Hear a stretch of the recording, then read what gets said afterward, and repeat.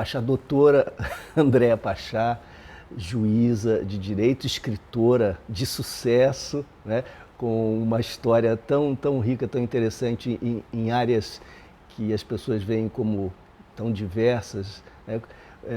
Esse momento é o momento da juíza que é autora, né? Por conta do enorme sucesso do livro A Vida Não É Justa. A gente podia começar por aí, né, Andréa? Como é que foi essa história de escrever um livro e esse tipo de livro? E por que ele está fazendo, por que você acha que ele está sensibilizando tantas pessoas? Esse livro foi meio que um processo natural assim da minha vida, né, Luiz? Eu nunca tive uma vida muito plana nas escolhas profissionais. As coisas sempre foram acontecendo de uma maneira quase natural. E A Vida Não É Justa é um projeto antigo, porque antes de ser juíza eu tive outra experiência. Trabalhei na área de cultura, trabalhei com produção de teatro e nós tínhamos um grupo de roteiro que era coordenado pelo Alcione Araújo, que é quem prefaciou o meu livro. Durante 5 anos a gente se reunia na casa dele, era um grupo muito eclético, porque tinha médico, tinha analista de sistema, tinha roteirista, produtor, mas era um grupo extremamente eclético. E 5 anos, semanalmente, a gente se reunia para escrever, para ler. E foi ali que eu acho que a minha formação acadêmica aconteceu, porque toda leitura de sociologia, de filosofia, de teatro, dos clássicos, eu tive a sorte de viver nesse ambiente durante um período posterior à minha graduação, e era um ambiente de dramaturgia e um ambiente de ficção. Então, quando depois de alguns anos eu fiz o concurso e virei juíza, e passei 15 anos numa vara de família, não tinha um dia que eu saísse da sala de audiências sem uma necessidade de transformar aquilo em histórias, porque era tão rico, assim, humanamente era tão rico, dramaturgicamente era tão rico. E isso foi um processo longo. Eu comecei a perceber que havia uma repetição muito grande dos conflitos, dos dramas, das tragédias, especialmente no fim do amor. E comecei a perceber também como é que as pessoas eram um pouco originais para viver as suas dores, embora individualmente eu ficasse muito comovida com o sofrimento de cada um que passava ali. E comecei a desenhar esse livro, foi um projeto longuíssimo, assim. Você registrava todos os dias? Eu não todos os dias, mas assim, algumas histórias me chamavam mais atenção. Outras histórias eram repetições diárias das mesmas aflições. E eu falei, vou ficcionar, porque eu tenho muita dificuldade para escrita acadêmica. Eu sou muito caótica, assim, eu sou muito indisciplinada. A minha leitura é uma leitura muito livre. Então, cada vez que eu preciso parar para escrever um artigo, alguma coisa mais técnica, é muito sofrido para mim, não é prazeroso. E eu queria que essa experiência fosse uma experiência de prazer. Eu falei, olha, eu gosto do que eu faço, eu adorava ser juíza de família. Hoje eu não estou mais na vara de família, mas passei 15 anos nessa vara, sem um pingo de tédio, sem nenhuma vontade de estar em outro lugar que não naquele. E registrava assim, fazia uma historiazinha curta das histórias, fiz uma série e conversava muito com a Alcione durante esse processo. E cheguei a escrever mais de 20 histórias na terceira pessoa, porque eu contava assim, sempre na terceira pessoa, não era a juíza contando a história, eu contava a história dos outros. E não funcionou de jeito nenhum, as histórias não funcionavam e estavam agarradas. Aí quando eu voltei para... Isso foi uma coisa assim, muito rápida, porque quando eu voltei para a terapia, é que eu consegui reescrever essas histórias na primeira pessoa, que eu tinha parado na terapia uns 20 anos já longe, e nesse retorno é que eu comecei a fazer esse exercício de contar na primeira pessoa. E alguns colegas, especialmente, falam assim, mas é uma superexposição, porque você se coloca nas histórias, você não é parcial. E isso foi também natural, mas é muito visível isso. Assim, essa história do juiz parcial é um mito, né? Do juiz imparcial. Do juiz imparcial é um mito. E quando eu leio as histórias, eu percebo que não há imparcialidade possível mesmo, porque você julga do teu lugar, com o teu olhar do mundo, com as tuas experiências. E a riqueza desse processo de conseguir me expor dessa maneira e de conseguir contar as histórias com as quais as pessoas se identificam e que me retornam diariamente, foi assim uma delícia de experiência. E na terceira pessoa você incluía a Juíza como um personagem? Eu incluía a Juíza como personagem, mas era outra Juíza que sim, não sim, a era um contada personagem. na primeira pessoa. Uhum. Parece que assim, é outra história acontecendo. Eu acho que eu não consigo me enxergar na terceira pessoa tão criticamente quanto eu me enxergo na primeira. Isso é super interessante. Eu acho tão interessante, porque a ideia da justiça, ou a idealização da justiça, como você disse, é essa da imparcialidade, né? E a imparcialidade depende da terceira pessoa. Claro, não é? claro. O ponto de vista subespécie eternitatis, acima da história da cultura, das individualidades, das subjetividades, essa cega, né? É absolutamente neutra, é a terceira pessoa, exatamente, quase da ciência. Essa eu não sou. Então, assim, não é desse lugar que eu sou uma juíza. Eu sou uma juíza da primeira pessoa. Isso é uma coisa muito... Foi legal perceber isso. Agora, assim, outra coisa, você está brigando com um cachorro grande. Tolstói, eu me lembrei logo de Tolstói, na abertura de Ana Karenina, se não estou enganado, ele diz que todas as famílias felizes são iguais na sua felicidade, mas na infelicidade elas são diferentes. São né? infelizes cada uma à sua maneira. Né? Mas você está dizendo que, em certo sentido, não. A gente também é infeliz da mesma maneira, seguindo certos padrões. Que é engraçado isso. Assim, cada um tem uma experiência do seu lugar, essa experiência é única. Eu acho que isso é o que tem de mais genial na nossa humanidade. Você trabalhar com gente é bom por isso.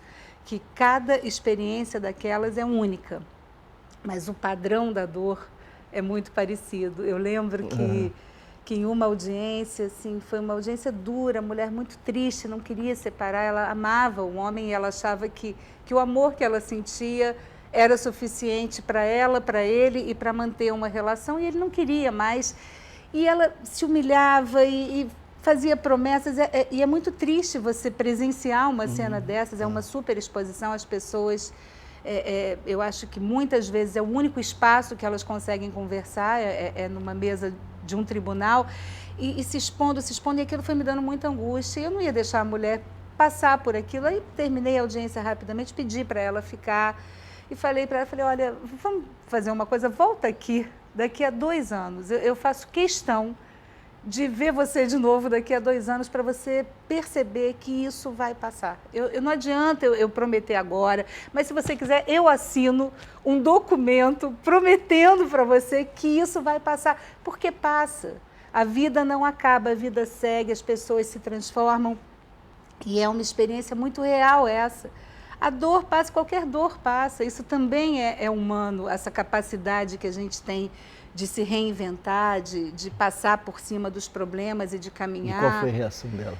Na hora foi aquela de absolutamente incrédula, claro que mais confortada, porque as pessoas também não têm essa expectativa quando vão à justiça, especialmente numa justiça de família, que encontrarão alguém que possa interagir humanamente, elas esperam sempre uma pessoa de fora, de longe, com um olhar de terceira pessoa.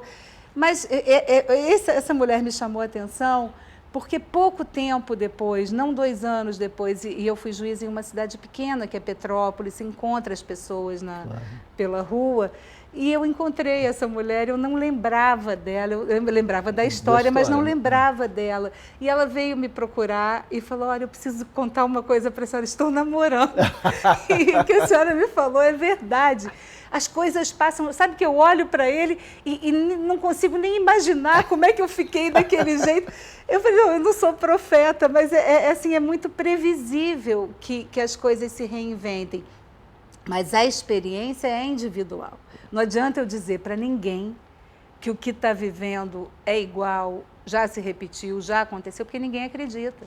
não tem dor maior do que a dor que a gente sente. Talvez Tolstói tenha se referido a esse tipo de sentimento quando ele individualiza a infelicidade. Né? Eu já vi juiz e juíza fazer de tudo e distribuir castigos e penas, mas a redenção, a promessa da redenção, um presente, né, você recebe. É meio terapêutico o lugar, né? Eu acho que sim, eu não sei se... Eu acho que assim, eu não tenho formação terapêutica, tem a leitura da terapia, e claro. E a sua própria experiência como paciente. A experiência da terapia, mas eu acho que muito a experiência da mediação, porque ali as pessoas precisam falar e alguém precisa ouvir. Normalmente, num conflito conjugal, é muito pouco provável que um escute o que o outro está dizendo. As pessoas discutem normalmente para ouvir os próprios argumentos e a própria voz. Então, é muito difícil que se escute. Quando você estabelece um espaço para ouvir e tem uma terceira pessoa que repete o que é dito, eu acho que ali pode se instalar um espaço interessante para acordos, para composições. Já houve caso de mudança diante de você, do seu trabalho, mudar a perspectiva mesmo? Eu acredito que sim, Luiz. Assim, eu até, num programa de entrevistas, o entrevistador queria saber se já teve reconciliações, se as pessoas se abraçavam na minha frente. Nunca presenciei uma cena de cinema, porque a nossa cultura também é muito perversa com o sujeito enamorado, né? A nossa cultura impõe uma forma de se relacionar e uma perfeição afetiva que não é natural da nossa humanidade. Assim, ser infeliz faz parte da nossa condição humana também. Eventualmente você é feliz, eventualmente você é infeliz, e não tem nada de doente, patológico ou de errado nisso. Mas a expectativa das pessoas, especialmente numa sociedade do espetáculo, numa sociedade de consumo como é a nossa, é que o casamento seja perfeito, que toque uma música do casal ao fundo todas as vezes que eles se olham, então que acorde todo mundo com café na cama, bem-humorado, feliz. E quando os problemas acontecem, a dificuldade de lidar com a contrariedade também nessa sociedade é muito grande. Como eu fiquei 15 anos na mesma vara, eu consegui perceber com muita nitidez as mudanças da sociedade ao longo desses anos. Muito, muito, muito. É uma coisa, se você for ler alguma das histórias no livro, você percebe que os valores que determinados casais cultivavam em um momento da nossa história e da nossa cultura são completamente diferentes dos valores que em outro momento se cultivam. Por exemplo?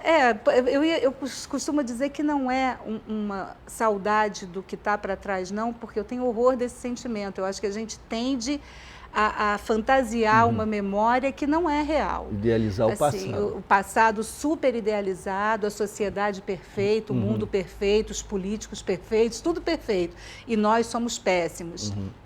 E ali eu tenho duas histórias que para mim são muito importantes para identificar isso. Eu tenho uma história de um casal que durante quase 30 anos passou a vida enfrentando dificuldades, um câncer, uma dificuldade com infertilidade, e ainda assim investindo no afeto, na relação e no cuidado, quando até que em um determinado momento terminou, acabou o amor e cada um foi viver a sua vida, mas assim, a tolerância, o carinho, o cuidado, não só com o amor romântico idealizado, mas com o outro.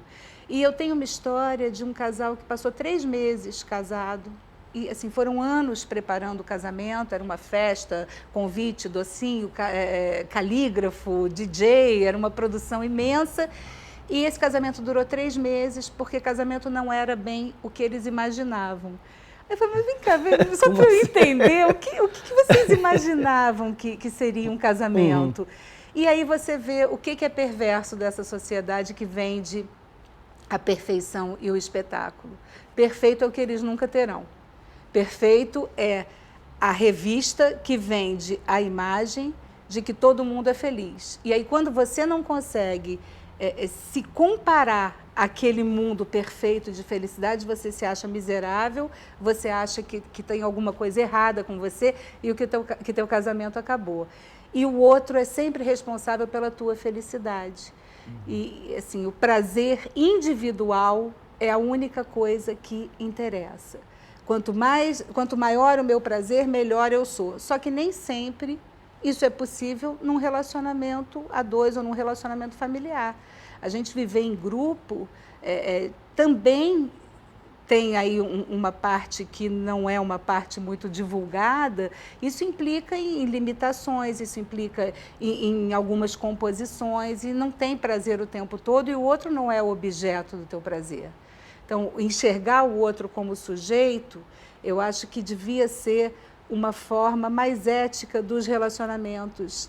Daqui para frente, tem alguns países hoje que já começam a desenhar formas de manutenção do núcleo familiar em proteção da criança, que já começam a pensar em possibilidades da família se manter coesa até que a criança tenha autonomia e menos vulnerabilidade. Em que sentido, André? Eu li agora, o Luc Ferry foi o ministro da Educação na França, e ele tem uns livros fantásticos sobre esses momentos, Famílias, Amo Vocês, e agora ele escreveu um sobre o amor, e que ele faz esse desenho de que a nova sociedade começa a emergir dessas novas famílias. Isso é uma coisa muito legal. Mas como seria? Eu não entendi bem. Não, nesses novos ajustes, porque tudo é uma questão de pactuação. Certo.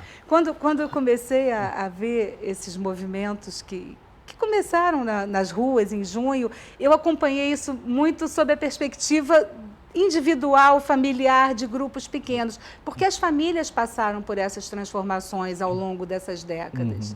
Uma série de direitos, uma enxurrada de direitos, uma enxurrada de individualidades e a necessidade de pactuar novas formas de convívio. Eu acho que isso podia ser um grande aprendizado para esse movimento político que a gente tem vivido, que é ampliando isso para a sociedade. E aí, quando você imagina um núcleo familiar focado no prazer individual, você não estabelece nenhuma norma que diga respeito aos vulneráveis, às crianças e aos idosos. Quando você imagina o afeto como um elemento fundante do núcleo familiar, o afeto implica em cuidado e em responsabilidade. Então, a gente passou muitos anos resistindo à ideia de limite. Qualquer limite era estigmatizado e era visto como alguma coisa repressiva. E eu acho que a gente está num momento em que é possível retomar a preocupação com os limites de uma maneira mais ética e mais focada na responsabilidade. Porque é muito comum hoje as pessoas casarem, separarem. Isso não é mais uma questão. Ninguém mais é estigmatizado porque divorciou, coisa que acontecia há pouquíssimo tempo atrás. Hoje não, as pessoas casam, separam, vão viver novas relações. As famílias se desenham em torno do afeto, que é muito legal. Você vê crianças hoje com a guarda de padrastos, de madrastas, casais homoafetivos com reconhecimento dos direitos. Mas é importante que nesses grupos familiares também se tenha em foco o cuidado com o crescimento das crianças que você traz ao mundo. Claro, mas que implicação isso teria? Nesses livros aí que eu tenho começado a pesquisar agora, que é o Pascal Bruckner e o Luc Ferry, você tem desenhos que são assim, o casamento é um projeto familiar, de responsabilidade, de afeto. Então, enquanto a criança precisar do suporte dos dois no mesmo espaço físico, se não é insuportável, vamos manter em favor da criança. Você limitar o teu desejo de entrar e sair das relações para cuidar de um determinado núcleo. Eu não sei nem se isso é bom ou ruim, mas são possibilidades que começam a aparecer. Com relação ao idoso, como é que você acolhe o idoso? As pessoas hoje vivem mais, a previdência está naufragando no mundo inteiro. Como é que esses idosos vão viver nesse novo desenho familiar, que as pessoas não têm mais o hábito de trazer o velho para morrer em casa, de cuidar da doença, não tem mais tempo. Então, são novas demandas e novas perspectivas que vêm com a nova família. Mas, no geral, é muito positiva a transformação. É muito legal você perceber que é possível pactuar essa série de direitos nesse ambiente. Claro, assumindo responsabilidade, combinando com afeto.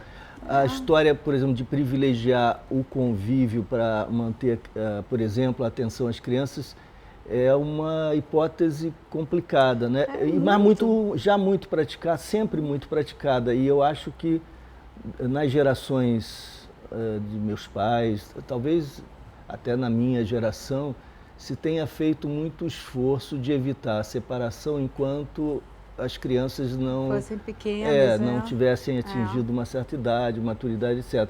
Isso se fazia, claro, com benefícios, mas pagando-se preços, né? Porque o convívio que deriva não da escolha afetiva espontânea, mas do reconhecimento espontâneo também, mas de uma obrigação, de um dever, às vezes gera tensionamentos cotidianos que tornam o convívio com a criança, com as crianças, muito difícil. As crianças frequentemente sofrem muito por conta do ambiente que tacitamente, às vezes não explicitamente, acaba sendo negativo, com né? certeza. Em que cada um se sente ali. Por outro lado, também, se você simplesmente desconhece inteiramente a importância de manter o elo, a relação... A responsabilidade, eu acho que a ética é do afeto e da responsabilidade. Isso. E cada um vai arrumar uma maneira de... Você vê que tem a guarda compartilhada hoje, que é uma super solução para alguns problemas. Você vê que já voluntariamente alguns casais que separam escolhem morar próximos para dar conforto para a criança, naquele ambiente da escola, para a criança poder ficar na casa dos dois. E há um elemento que eu conheço de perto, experiências de amigos, de pessoas realmente próximas, que é muito negativa para as crianças, para todos, que é a de que a responsabilidade se assume plenamente, mas a relação está tão deteriorada entre os antigos esposos, entre marido, ex-marido, ex-mulher e tal, tão degradada que a assunção da responsabilidade não é suficiente, porque a criança percebe todo o tempo a impossibilidade de diálogo entre os pais. E aí entra a história da judicialização, cujo papel acaba sendo muito ruim. Quer dizer, é evidente que a gente precisa, na falta de alternativa, mas deveria ser a última hipótese. Eu acho que é excessiva a procura pela interferência do Estado. Isso é um paradoxo, né? Porque as pessoas hoje bradam por menos Estado. Querem menos Estado, não, todo mundo é liberal, cada um... E na hora que interessa, quer mais Estado. Eu tive uma decisão muito difícil de dar, e eu falei, olha, eu não vou decidir, porque isso não é problema do Estado, que era um casal que queria que eu escolhesse a escola que o filho ia estudar. Eu vi quando você contou isso. É assim, é assustador. Como é que duas pessoas vão a mim? Eu falava para eles assim, olha, eu sou uma desconhecida. E se eu escolher uma terceira escola, vocês vão colocar a criança onde eu escolher? Era tão surreal. E era um casal assim, com uma formação consistente e que não deveria passar por aquele tipo de situação. E os dois irracíveis. E eu não decidi-los, porque como é que eu vou escolher a escola para o filho dos outros, meu Deus? Isso é papel do Estado. Que coisa e mais recentemente, agora eu estou na vara de sucessões e interdições.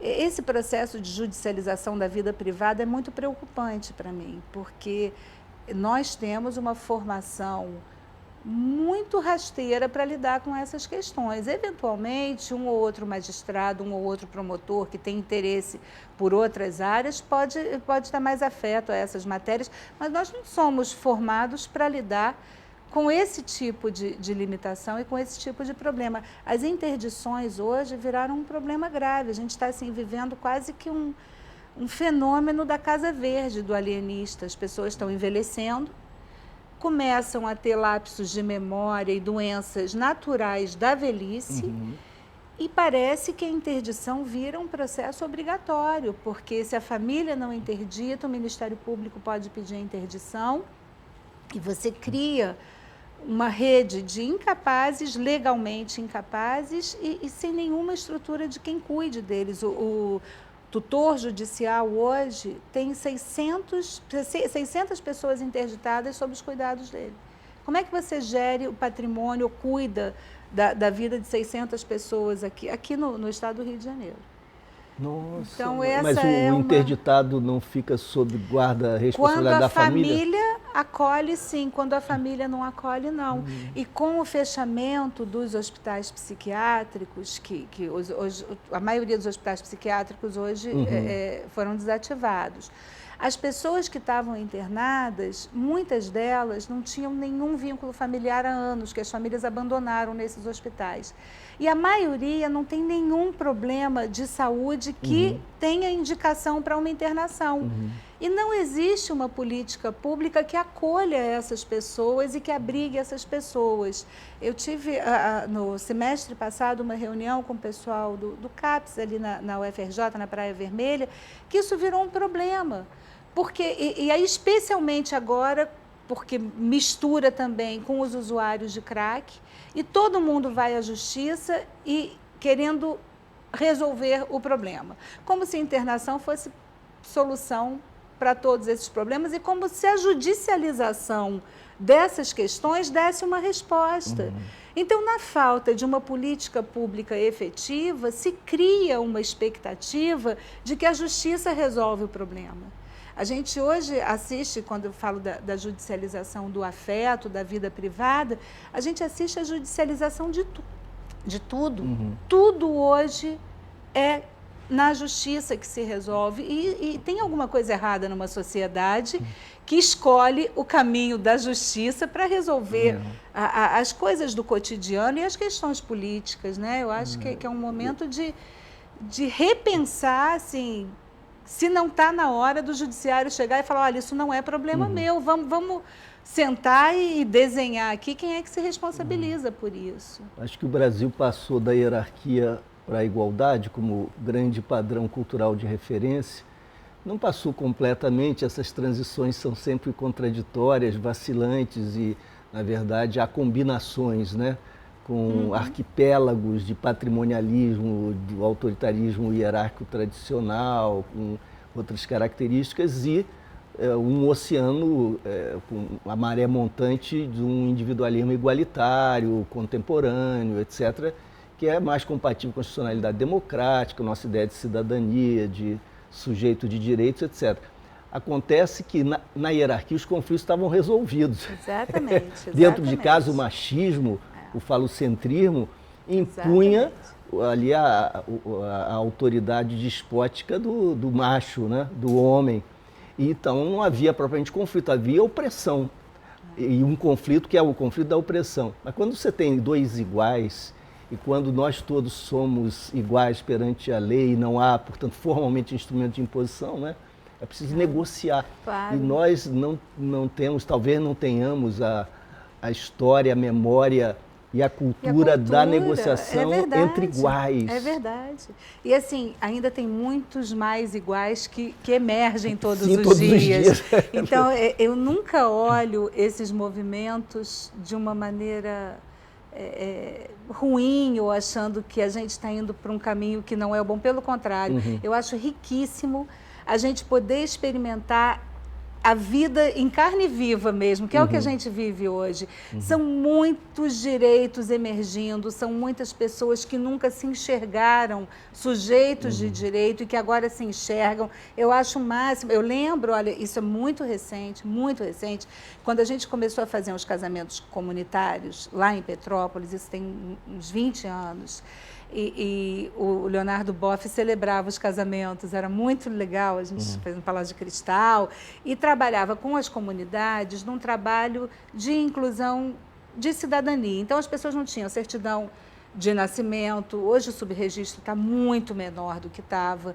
Então tinha que trabalhar isso tudo, documentação, regularização, o que era possível resolver de questão de vizinhança. A gente fazia um trabalho muito interessante nessa comunidade e o final desse trabalho era a celebração de um grande casamento comunitário com 100 casais, a maioria que já vivia juntos há muito tempo e que queria o rito do casamento para se sentir incluído mesmo juridicamente.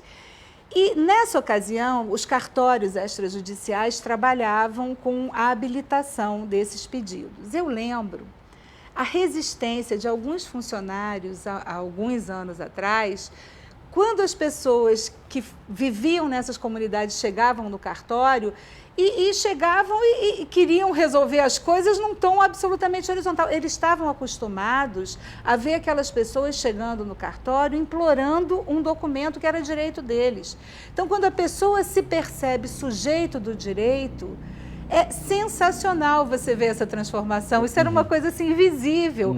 E o estranhamento que isso causava na estrutura que já existia também foi um aprendizado para essas pessoas. Isso é muito legal. Claro. E eu acho que nós já estamos assim, muito melhores do que estávamos Sem dúvida. há uns 20 anos, mas ainda com uma estrada permanente de mudança. Porque é fantasia a gente imaginar que chegaremos ao paraíso na Terra. A vida não é justa, que é o título do livro, tem um pouco essa percepção. Nem o amor, né? Porque nem sempre é correspondido, não existe reciprocidade simétrica, equilibrada, ideal, né?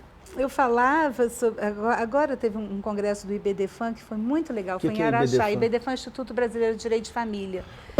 E no IBDFAN se discutiu a pluralidade e a felicidade. Um congresso riquíssimo.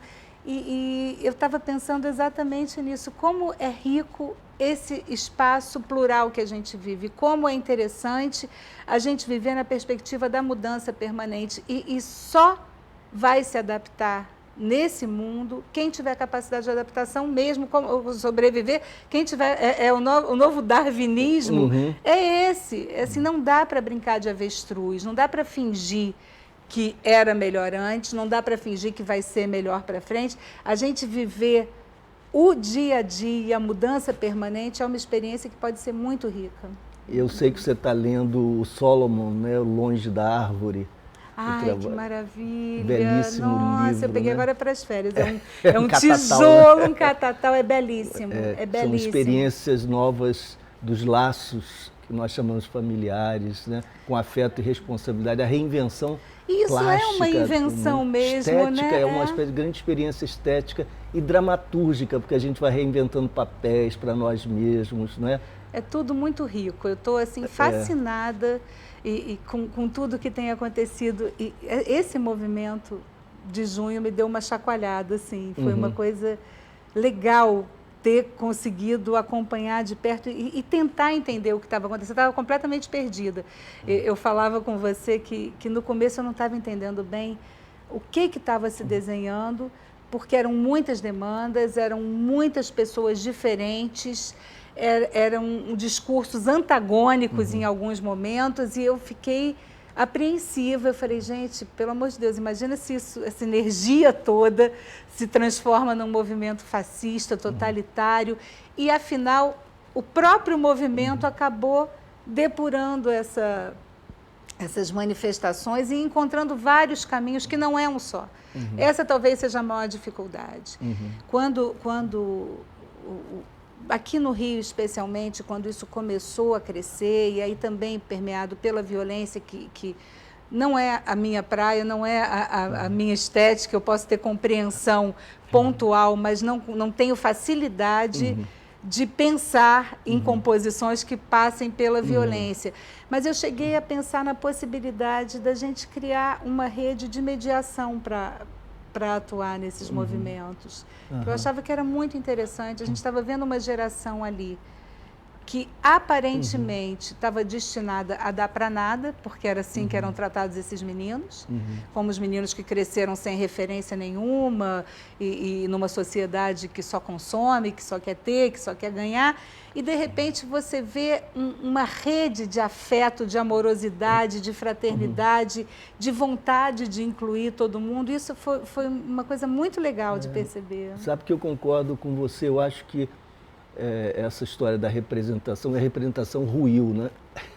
Ruiu. Era o cadáver insepulto, todos nós sabíamos que ninguém mais acreditava de fato em partidos, nas instituições tais como estão organizadas. Nós não conhecemos ainda a alternativa, mas enfim, esse teatro institucional já tinha perdido carne, espírito, legitimidade no sentido fundo da palavra.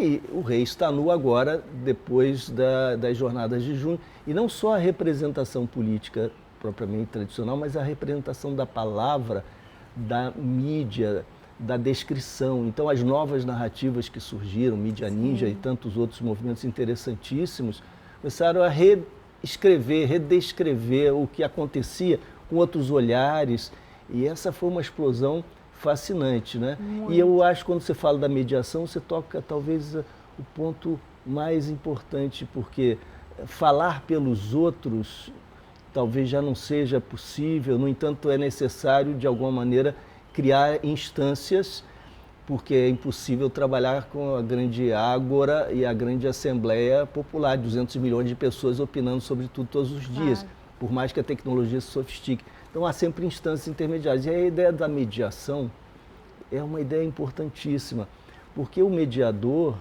eu não vou ensinar você que é mestra nisso, mas para deixar que todos compreendam, os que estiverem assistindo, as que estiverem assistindo, mediação ouve as partes, procura redescrever o que ouviu para que haja a verificação da compreensão, da comunicação, fazendo com que o outro, de alguma forma, exercite essa escuta, suspendendo os pré-juízos de todas as emoções, que são muito importantes, estão carregando o conteúdo, mas têm de ser suspensas num determinado momento para que haja o diálogo e a troca, né?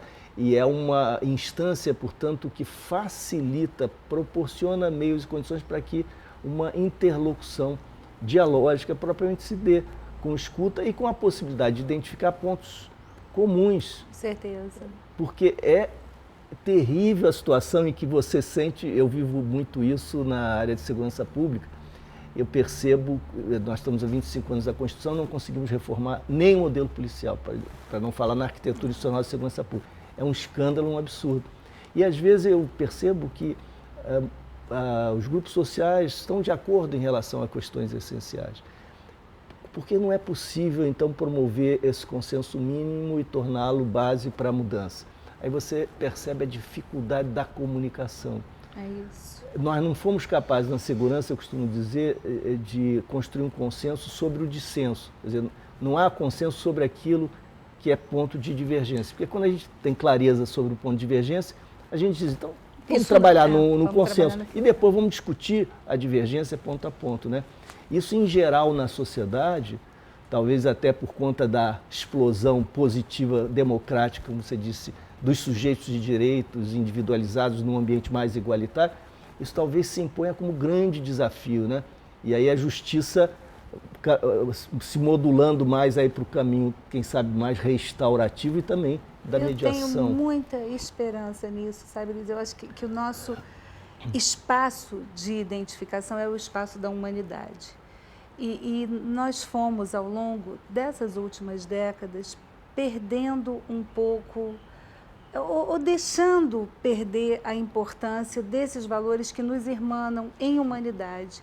Eu acho que nesse espaço, qualquer construção é possível. Eu tenho essa fantasia ou essa esperança, mas é no que eu acredito e é assim que eu trabalho ao longo desses anos todos. Eu acho que não há ninguém tão ruim que não tenha comigo, outro ser humano, um espaço de identidade. E a partir desse espaço é que eu acho que é possível começar a pensar em maneiras mais razoáveis de convívio. Esses valores de humanidade não são natos. Eu acho que esses valores precisam ser ensinados.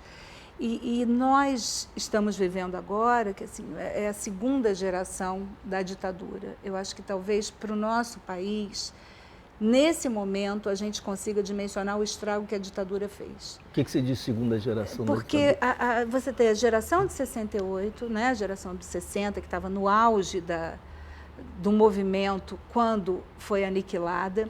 Você tem a geração seguinte, que é a minha, eu nasci em 64. E você tem uma segunda geração que chega agora, que são esses meninos que cresceram na sequência de uma geração que cresceu no silêncio e de uma que cresceu no medo. Porque eu tenho uma história que para mim ficou uma coisa muito referente. Assim, eu fui ver o filme do Renato Russo com o meu filho, na época ele tinha 17 anos. E aí a gente saía do cinema, ele falava assim, mãe, assim, eu acho que eu nasci no tempo errado, porque eu queria tanto ter ido a esse show no Circo Voador, e eu lembrava que eu fui a esse show no Circo Voador, e eu saí tão frustrada do Circo Voador, querendo tanto ser uma revolucionária nos anos 60. Sabe aquela síndrome da meia-noite em Paris? É um pouco isso, essa fantasia de que a geração antecedente era mais aguerrida, era mais combativa, tinha mais dimensão do seu papel transformador e revolucionário. E, no entanto, você vê, porque o meu crescimento foi no silêncio mesmo, assim, meu período escolar foi no período do auge da ditadura.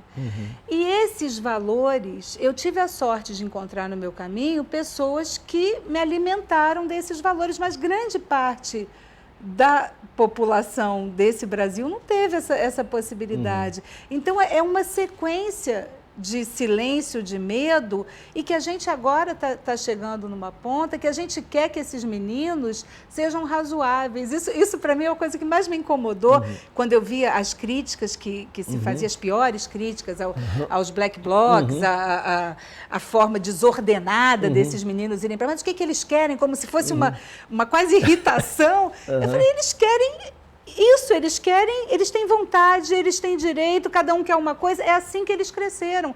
E valor e humanidade se ensina.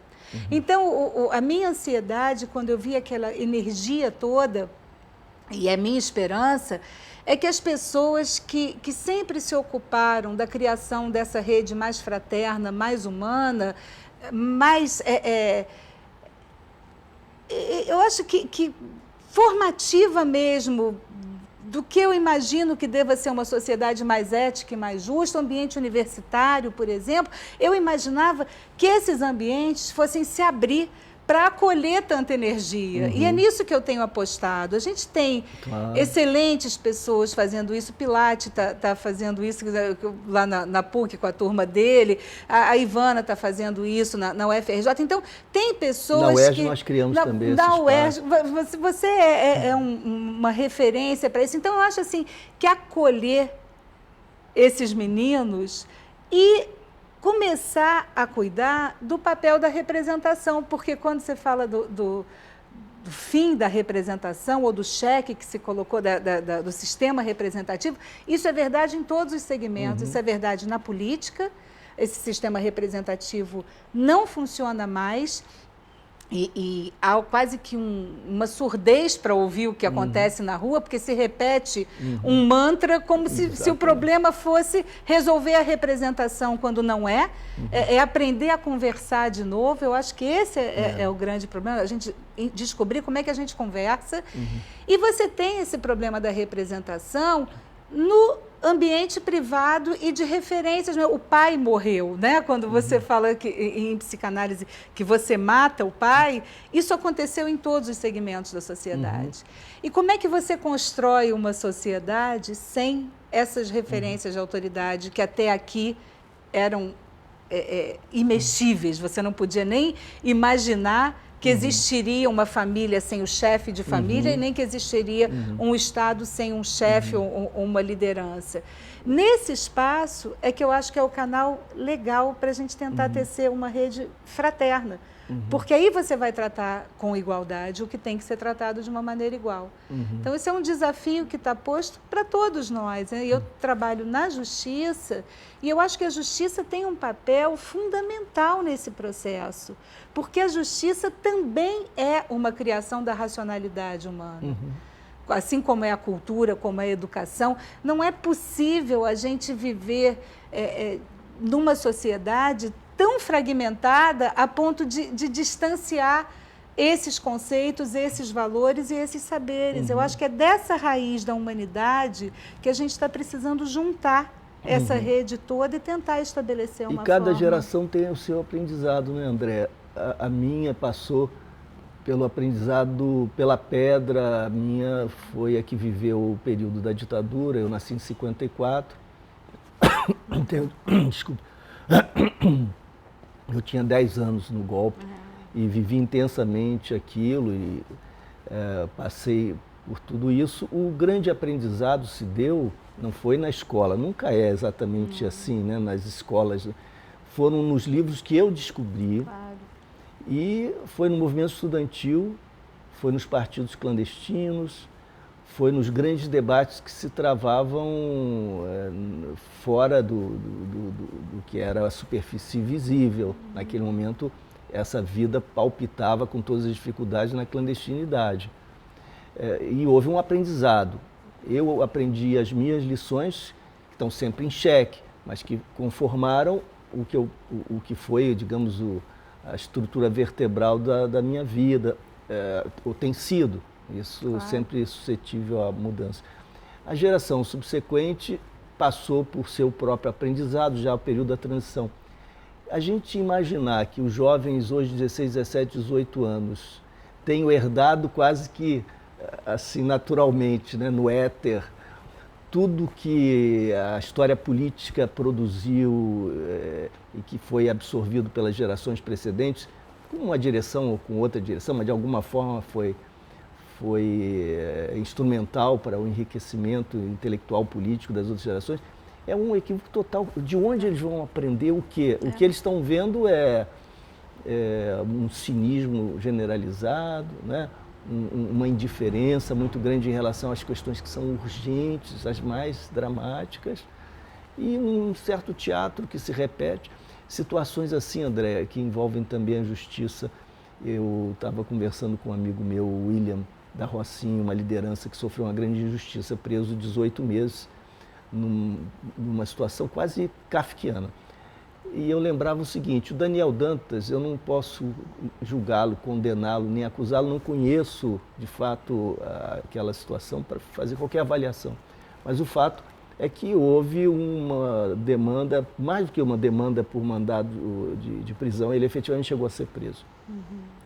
O envolvimento com tentativa de corrupção de delegados federais, filmados, etc. Eu sei que houve a decisão judicial em primeira instância de uma prisão. Ele foi preso e no mesmo dia o Supremo, o ministro Gilmar Mendes, decretou a sua liberdade, liberação. Então não estou julgando, não tenho elementos para isso, a propriedade ou impropriedade dessas decisões. Mas se trata de um caso exemplar pela celeridade, pela precisão dos movimentos. Primeiro o movimento da prisão e em seguida, imediatamente, o movimento contrário. Isso se deu em menos de 24 horas. O William viveu 18 meses em prisão, regime fechado, para que se reconhecesse que uma certa fita havia sido adulterada, sendo que essa perícia fora feita a pedido, inclusive, também da defesa, logo no início, e disso já se sabia, né? Isso para a população é uma coisa assintosa. A justiça criminal é uma justiça extremamente desigual desde sempre. Você tendo um panorama hoje da população carcerária, você tem muita clareza disso. São pobres e negros. Assim, a população tem cara, são pobres, negros e assim... e que estão ali, muitos sem nenhuma necessidade de aprisionamento. Provavelmente, se tivessem acesso a um defensor, a um advogado, não estariam ali. Então, 40% em prisão provisória ou preventiva, desigual. 40%. O que parece que assim, tem uma série de fatores, e eu acho que é importante a gente pensar nisso, e ter muita clareza de que eu não conseguiria hoje ser juíza criminal. Eu tenho muita dificuldade com a compreensão do sistema. Eu acho que nós não temos hoje no Brasil um sistema criminal compreensível.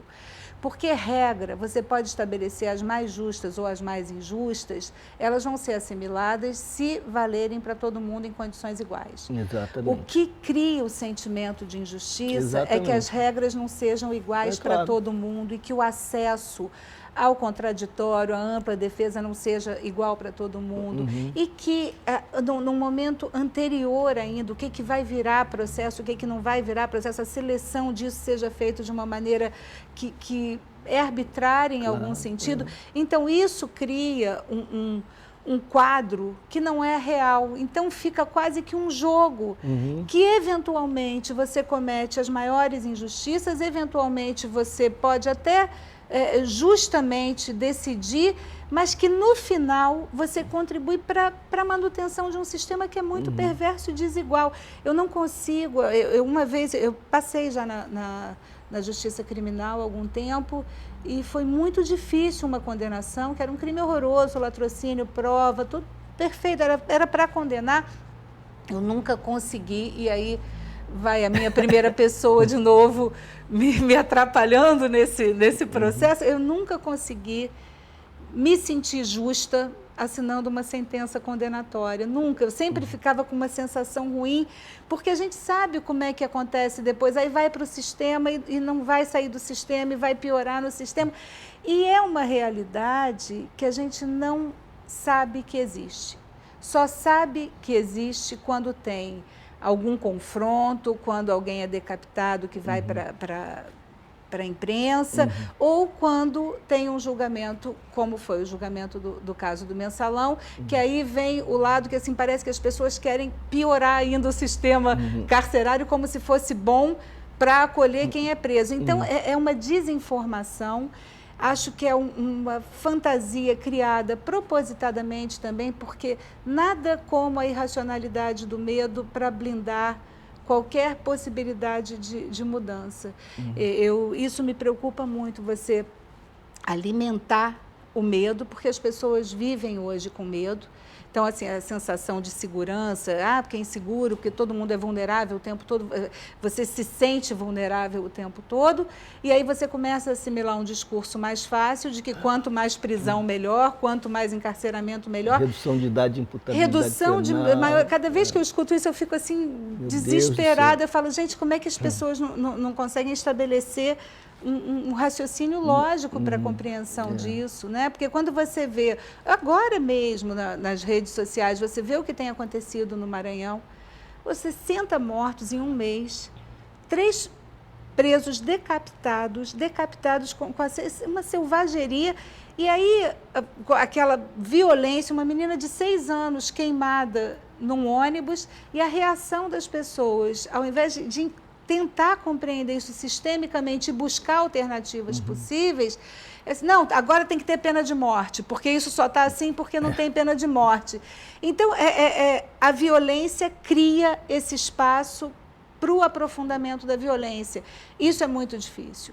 E acho que o judiciário tem que ter um papel de protagonismo nesse processo, porque é muito importante que as pessoas que lidam com o sistema da justiça comecem a valorizar como protagonistas mesmo, sabe? O que se tem de garantia, o que se tem de construção da rede civilizatória, porque eu não consigo imaginar daqui a poucos anos que a gente consiga compreender o sistema carcerário como alguma coisa que a humanidade produziu. Isso, para mim, eu concordo incompreensível. Totalmente. E, André, essa história do protagonismo e do protagonismo também do judiciário é tão importante. Vou contar uma história que é muito bonita. Eu nunca tenho a oportunidade de compartilhar essa história, é uma história maravilhosa. Em São Paulo, na cidade de São Paulo, houve uma greve, não sei se você se lembra disso, uma greve dos funcionários da Justiça, e que se estendeu por algum tempo.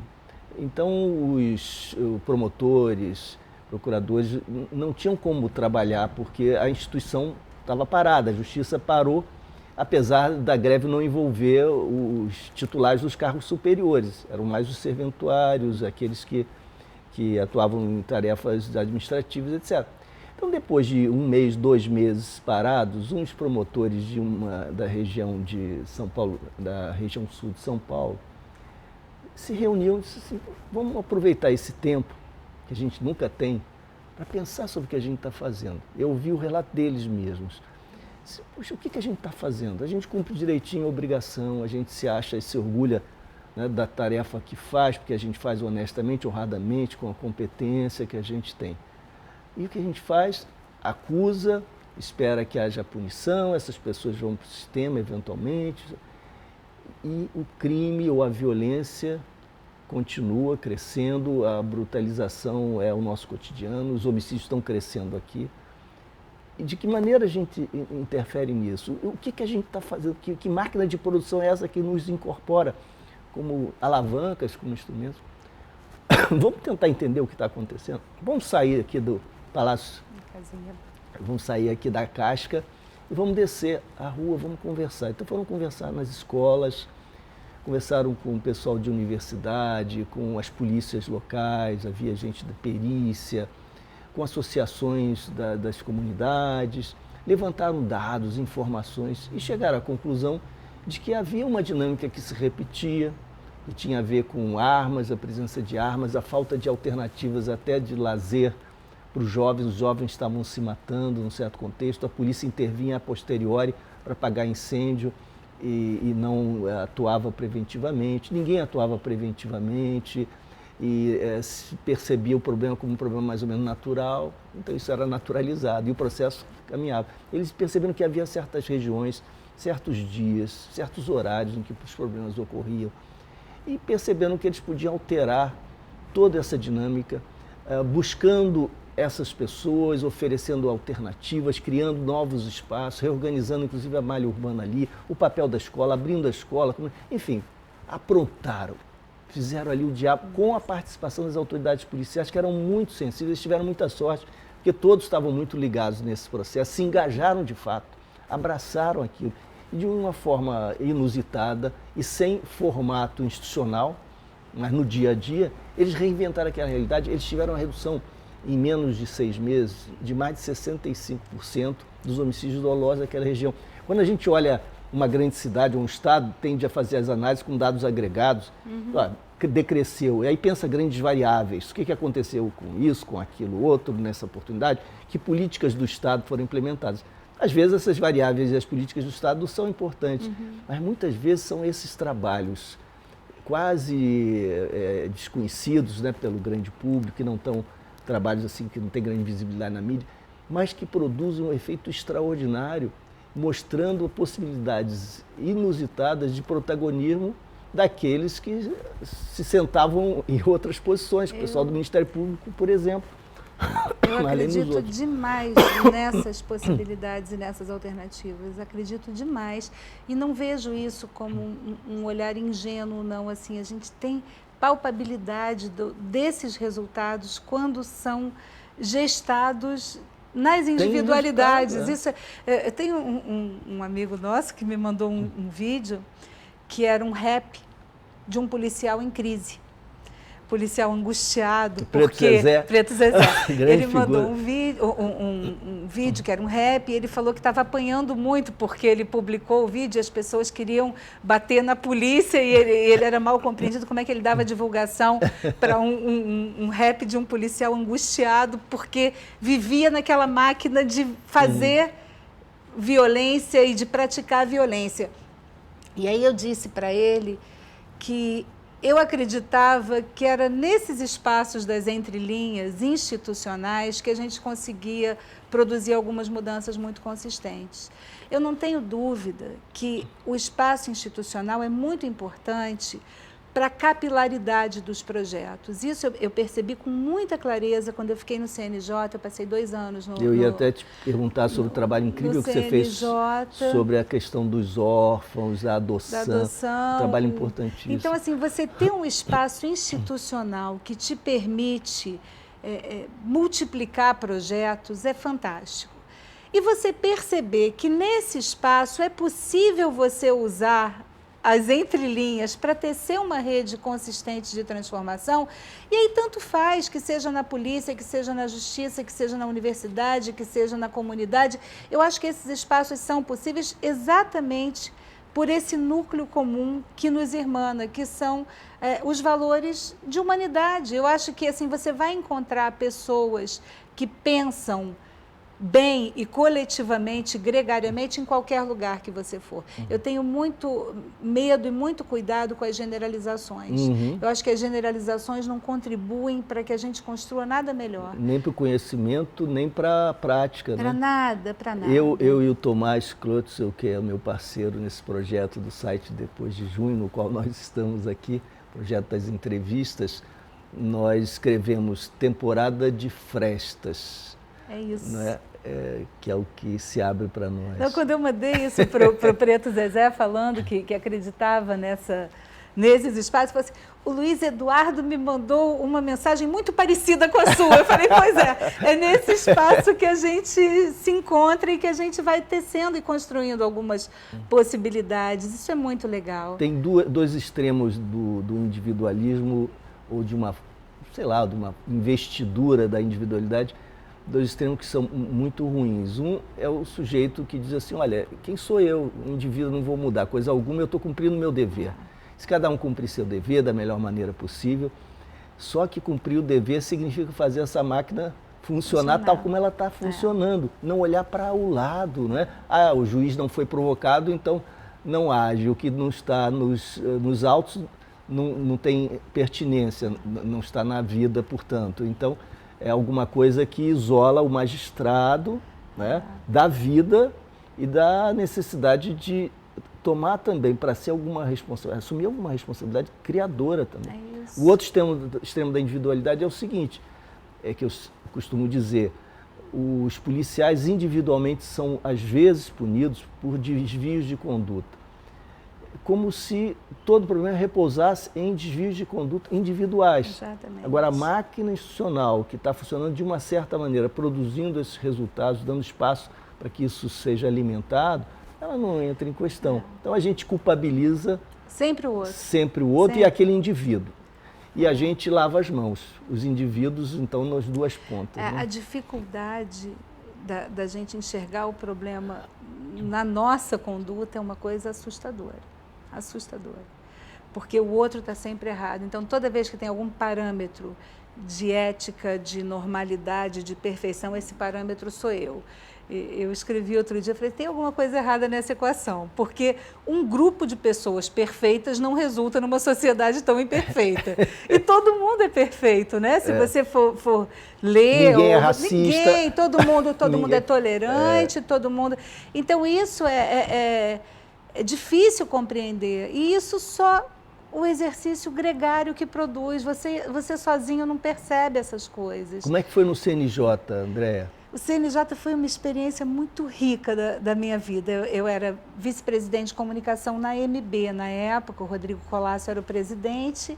A Associação dos Magistrados Brasileiros. Brasileiros. E na associação eu cuidava de projetos de aproximação com a sociedade, que eu achava que assim, era fundamental para o judiciário, para a credibilidade do judiciário, para o trabalho que eu imaginava e imagino até hoje que seja importante o judiciário fazer, que a sociedade compreendesse o que acontece nesse poder. Então, a gente fez um projeto lá que era uma simplificação da linguagem jurídica, que foi um projeto com o professor Pasquale, para traduzir para a língua humana, o juridiquês, as pessoas precisam entender o que a gente fala e não entendem mesmo, não entendem assim, nem quem fala o básico entende. Eu fiz uma audiência, investigação de paternidade uma vez, e durante a audiência, a prova toda foi feita, o cara não apareceu, e eu no final julguei procedente o pedido. E a mulher começou a chorar, falou, a senhora está duvidando de mim, ele é o pai. Eu falei, mas a senhora ganhou. Aí ela ficou aliviada, eu falei, gente, primeiro é um equívoco nosso imaginar que as pessoas entendem, e para que as pessoas respeitem e compreendam, precisam entender. Então fizemos esse projeto da simplificação. Um parênteses, desculpe. Há um documentário precioso da Maria Augusta Ramos, chamado Juízo e Justiça. Justiça, mas no Juízo, a última cena, se não estou enganado, é sobre isso, a impossibilidade da compreensão. Eu vi, algumas cenas são impactantes naquele documentário, porque aparece o juiz falando, e assim, que você imagina, e a pessoa está ali, nada, não está ouvindo, não está. É uma coisa assustadora. E tem determinadas coisas que a gente só enxerga quando não está daquele lado do balcão. Eu lembro de um filme canadense, eu acho que é Invasões Bárbaras, se eu não me engano, que começa o filme. Vai morrer e o filme é lindíssimo, mas começa o filme com uma cena assim, no hospital, aquelas macas no meio do corredor, e a gente olhando para aquilo, uma angústia, como é que pode um hospital com... Aí você vai em qualquer hospital aqui, e os médicos conversando, o enfermeiro comendo o lanche dele no meio daquele caos. Assim, a gente acostuma com o caos, com o nosso caos diário. Então, numa sala de audiência, eu nunca achei nenhum problema eu ter um tablado na minha sala de audiência. Sempre entrei, fiz audiência, subi, Aí um dia um amigo meu foi divorciar e eu era testemunha dele. Na época, precisava provar que estava separado há 2 anos. E aí eu cheguei numa sala de audiência, eu já era juíza, já estava acostumada com a geografia do fórum. Sentei na cadeira da testemunha.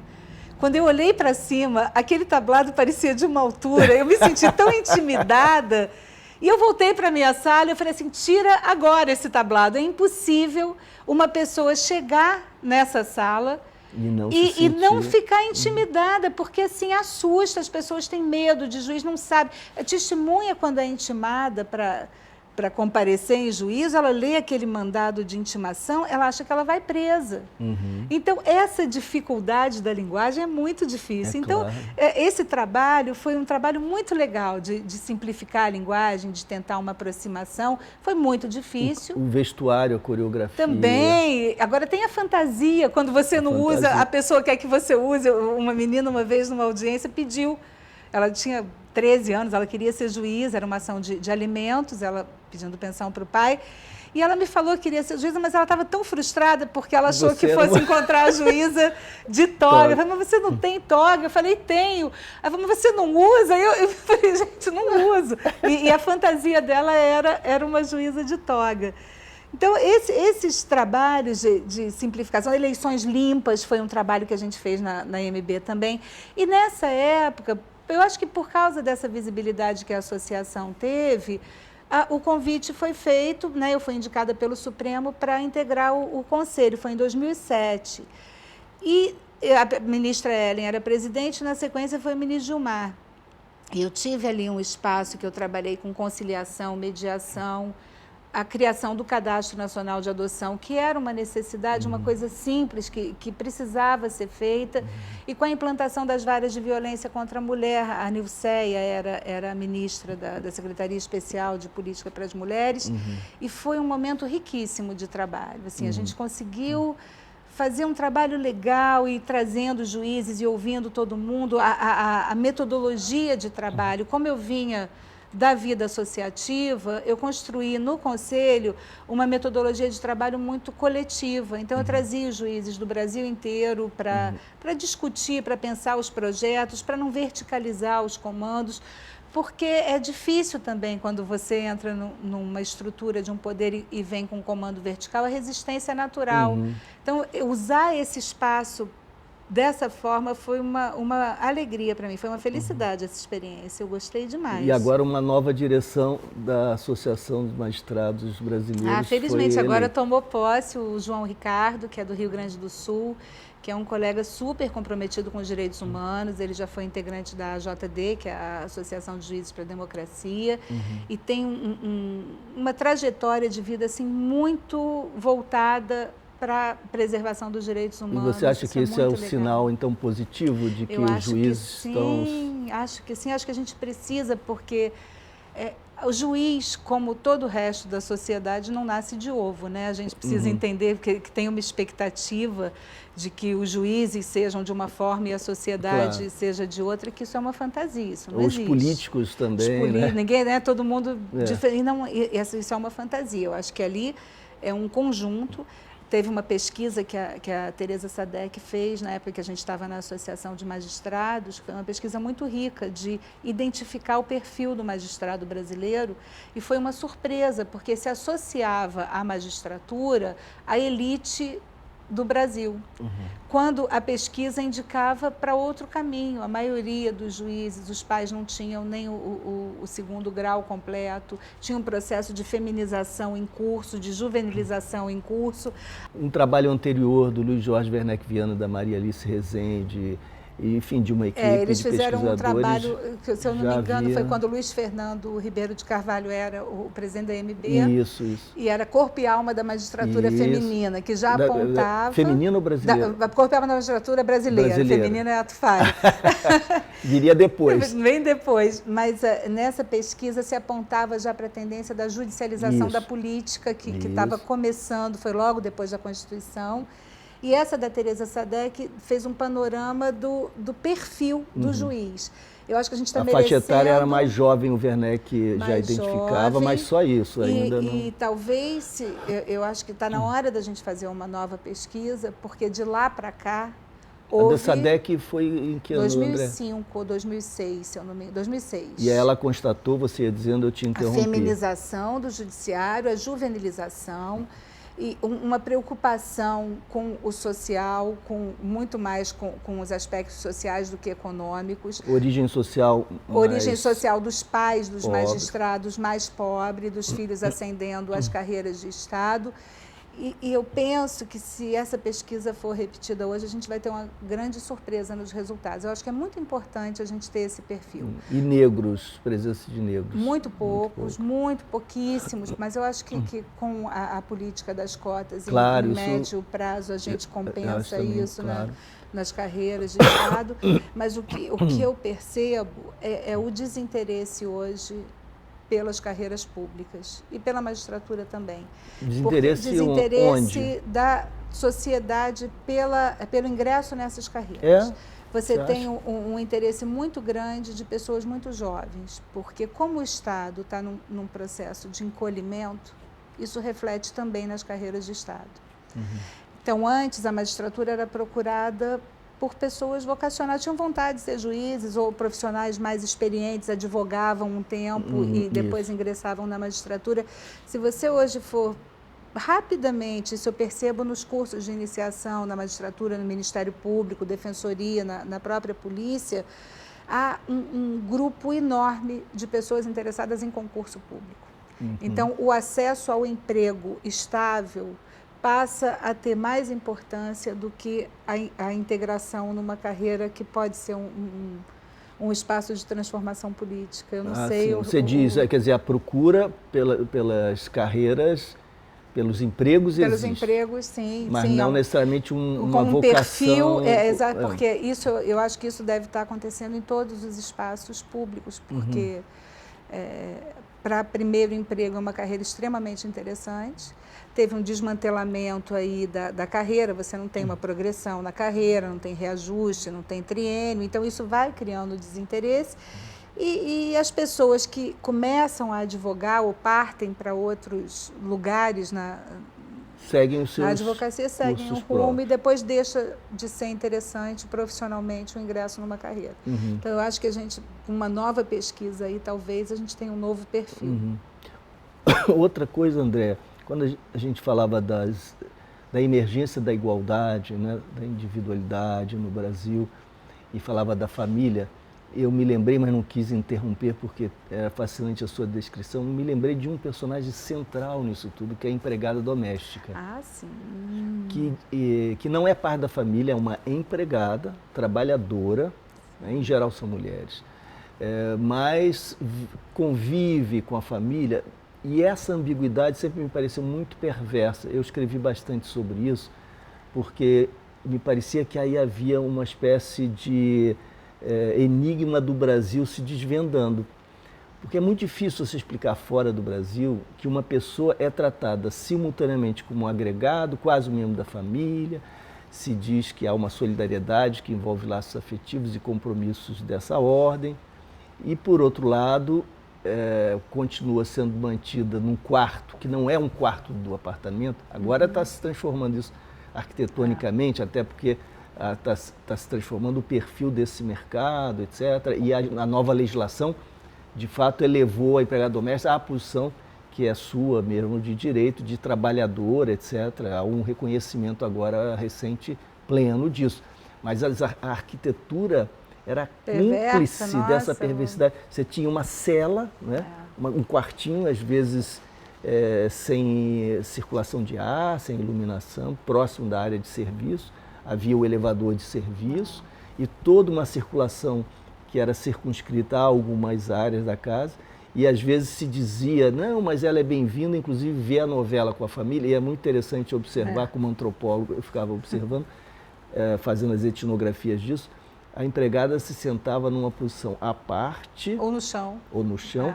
Não tinha acesso, claro, a controle remoto, nada disso. Opinava quando se criava uma situação propícia para a comunalidade, para, né, os comentários genéricos, mas não quando havia de fato alguma discussão que a família considerava mais séria, mesmo em torno do programa ou da novela, o que fosse. Ela podia ser a qualquer momento convocada para um serviço, ainda que o horário já fosse outro, tipo, traga isso, traga aquilo, por favor, faça isso e aquilo. E não se sentava à mesa no mesmo horário compartilhando a refeição. Então, estava e não estava, né? E quando ela levava filhos, também isso era comum, não tinha com quem deixar, era quase uma socialização da criança nessas tremendas assimetrias que não são são explicitadas nas regras do cotidiano, mas não normativamente, não legalmente, né? Isso assim, mesmo com todo o padrão que alterou salarial, porque você hoje tem um grupo de babás, especialmente, que ganham um salário excepcional, ainda assim a assimetria é muito marcada. Isso é engraçado você trazer esse assunto. Eu julguei uma vez uma separação, que o casal tinha 2 filhos, e a grande divergência do casal era quem ficaria com a babá, como se a babá fosse um bem a ser partilhado entre o casal. Assim, separar era o de menos, dividir a guarda era o de menos, mas ninguém abria mão da babá. Olha que coisa louca isso, né?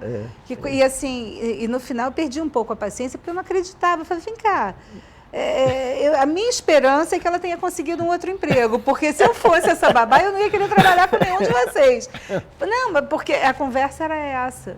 Nós a adoramos, nós a tratamos super, é como se fosse da família. Isso como se fosse. Mas eu acho que isso é uma relação muito típica do Brasil. Eu não conheço, assim, pode ser até que tenha, mas eu não conheço outro país que tenha tão marcada essa relação com... E qualquer reivindicação é ingratidão, porque são 2 códigos, né? O código pessoal e o ódio das pessoas quando são demandadas na Justiça do Trabalho para pagamento de verbas devidas ao empregado doméstico, é como se fosse uma traição de um filho, é uma coisa assustadora, né? Por outro lado, você diria, bom, então é um filho, mas não é. Não é. Pode ser mandado embora, admoestado, às vezes sofre algumas humilhações, fora o fato de que na minha geração ainda acontecia isso, havia iniciação sexual com a empregada doméstica. Sim, era muito comum. Muito comum.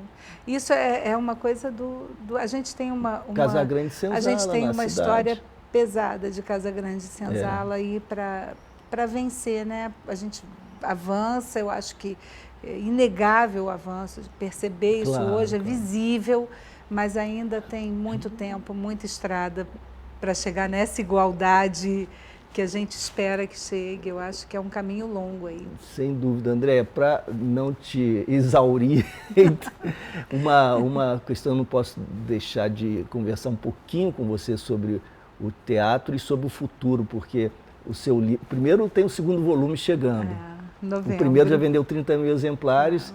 E A Vida Não É Justa 2, é isso? A gente vai fazer uma sequência. Como disse a Patrícia, a vida dos outros não é justa mesmo. Não é justa mesmo. Assim, eu tinha muitas histórias, eu não tinha pensado em fazer série, não. A possibilidade de publicar o primeiro foi meio que natural, que ele começou a... Qual é a editora mesmo? É a Agir, da Nova Fronteira. Eu comecei a publicar no Facebook, esse livro nasceu nas redes, então a multiplicação dele foi por meio das redes. E aí virou o livro, foi muito rápido o lançamento e tem circulado muito bem. E eu tenho muitas outras histórias. Então, esse segundo número da série, que a gente chamou assim, é mais focado nas relações familiares. É avô, babá, pai, mãe, filho, guarda, visita e nas transformações nesses últimos 20 anos. São histórias muito legais também. E aí tem um fôlego ainda, porque essa experiência que eu tenho tido agora, que está sendo riquíssima, muito triste, mas riquíssima, que é o processo de envelhecimento e de morte, que é a vara de interdições e de testamentos e inventários. Que as histórias são... Imagino. Então, assim, se a vida não é justa, nem a morte, porque é duríssimo, é duríssimo. Então, essa história do livro, essa trajetória, um caminho que me deixa super feliz, porque descobri possibilidade de prazer com o trabalho, isso é um privilégio que todo mundo devia ter esse direito. Eu falo assim, esse direito primeiro de qualquer ser humano devia ser liberdade para ter prazer com o trabalho que escolhe, porque é uma delícia você trabalhar no que você... Viver com prazer, se sentindo gratificado, muito né? Bom, muito bom. E é uma retomada do fio de Ariadne lá da sua formação, porque né? na época que eu era produtora de teatro e que escrevia roteiros de cinema, tinha esse grupo de roteiros, eu nunca fiquei muito longe dessa raiz. Eu acho que essa experiência com o teatro, com o cinema, com esse grupo que foi muito rico, com o Alcione, que é uma pessoa especialíssima assim, na minha formação e na minha vida, eu acho que ter o privilégio de ter passado por essas experiências me deu um olhar muito curioso para a vida, e isso é conseguir transformar em ficção essa realidade que é tão dura e conseguir, dessa maneira, trazer um olhar também transformador para a própria instituição, porque isso o livro fez um pouco, fez com que as pessoas enxergassem o judiciário de uma maneira um pouco diferente ou menos estereotipada do que estão acostumadas a enxergar.